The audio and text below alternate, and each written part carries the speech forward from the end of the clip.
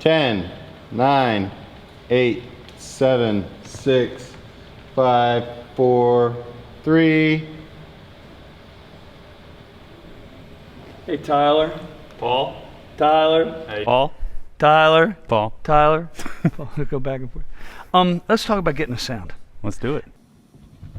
I recently conducted a virtual live music school with Paul Reed Smith. I traveled to Maryland with a few other choice musicians to educate over 1,400 people who registered, and the feedback has been overwhelmingly positive. So thank you to all of you who registered and attended.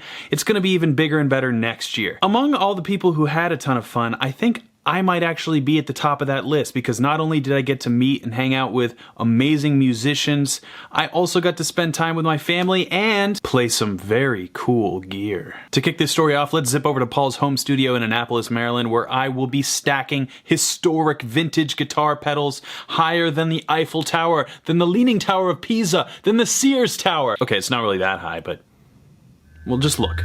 He changes the pot. They're smooth as silk. Oh, it's just like right down to the bottom. Yeah. So let's talk about some of the pedals I'm holding. This is Eric Johnson's Vox wah pedal, and it has a little modification that makes it sound a tiny bit darker than most normal wah pedals would. This is a vintage MXR flanger, and Paul got this from a friend of Eric Johnson's in Texas. Now, Paul doesn't know if this is the exact unit that Eric used on Avia Musicom, but this is the exact tone from the song High Landrins, and Eric definitely uses this sound touring as well. This is a fuzz face that Eric Johnson reissued, and he signed this one personally for Paul. That's pretty awesome. Now, this is the most unique pedal out of all of the ones you'll hear, and I have to be discreet about its origin. Paul kind of let me on the inside with some of this stuff and trusted me to keep some of the information safe and withheld just out of respect for the musicians and the gear and everything like that. So the one thing I'll tell you about this pedal is it is a famed studio tool used by some of the most legendary musicians of all time. And the person who this pedal may have belonged to, let's just say you would recognize them if you saw them in a guitar store. I can feel something. This is pretty great. Okay. Alright. Nice. All that Magnus worked up an appetite, so Paul brought us to a place called Cantlers. This mound of crabs is called a super, and as you can tell, we had a good time learning the ways of the sea and how to crack a crab. Now look here. This is full of meat, and this is full of meat. That is what you're after. With a full belly and an armful of awesome guitar pedals, I set up a few cameras to document my experience dialing in some guitar tones with these pedals, and I realized something, as you'll see, a little interesting about these vintage pieces of gear. 4 9-volts right on your desk here. Over there for you. My desk. That is a beautiful sight, because 9-volt adapters didn't exist in early pedals.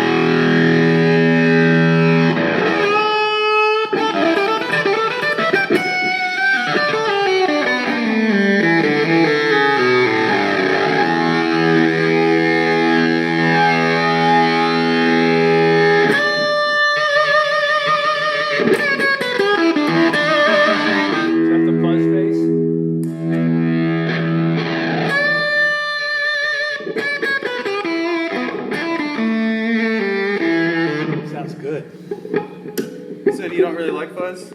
No, I like them a lot. It's just you have to find the right moment for them. Yeah.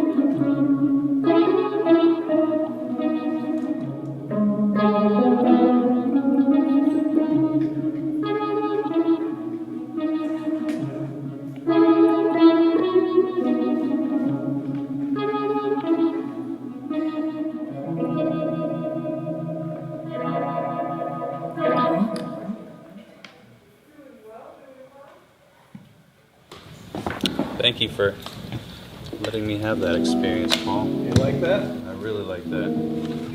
Beautiful sounding pedal, isn't it? Oh yeah. Well, that was pretty cool. Don't you think? What was your favorite pedal? Leave a comment down below. I had a great time, to say the least. The cool vibes, man, they were all over me. They were like making my hair on the back of my neck stand up, and I'll never forget that. That wasn't all that happened in Maryland though, and by the way, you can actually purchase the live music camp. We have condensed it down from the live stream to manageable bite-sized segments, and that will be available soon. Check the link down below. Depending on when you're watching this, it will be available soon, like I mentioned. But one of the cool things that happened is at one of our pre-show meetings during the 4 days of the camp, Paul revealed why melody, harmony, and rhythm are really the only 3 things that matter. Or is it 4? At the beginning of every tune, a musician has 3 questions. 1, what's the name of the song? That's the melody. 2, they say, what key is it in? That's the harmony. And the 3rd question they ask is, what's the tempo, or what's the feel, or what's the groove? Which is, question. huh? How much you getting paid? Those are the kind of comments I want constantly all day. What do you think about this? It's all about the groove. It is all about the groove. By the way, that's my brother Jim. He and his film crew are the best in the business at live streaming and music video production, so hit him up if you need either. So I just want to thank you guys one last time for registering for that event. It was such a blast. I can't thank all of you guys enough. I can't thank the musicians involved enough. And another cool thing, I gave my personal proceeds to the oncology department of Johns Hopkins. All these musicians have Hopkins in their heart, and they have decided to do something remarkable. And Tyler has a check from all of the musicians for you guys. So we took a very large percentage of the proceeds and we're giving it to Hopkins. Let's line it over. So, Michael, it's a check for $10,000 from us. Tyler demanded when he signed up to be to part of the school. He said, I'm not doing it without a charity. He said, well, the only charity we even talk about is Hopkins. And so he's taking his personal check for the event and signing it over to Hopkins for you, and it comes from all of us. It's an honor, and so many people need your help, and this is just a small contribution that I can make and that we all can make, and it's just an honor to be a part of the great work that you guys do.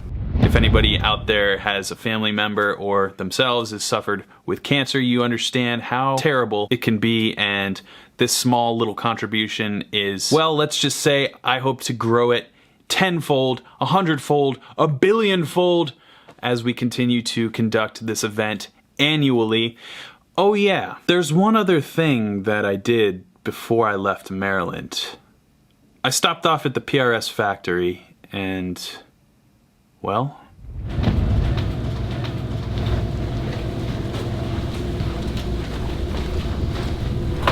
We're leaving here in 50 minutes.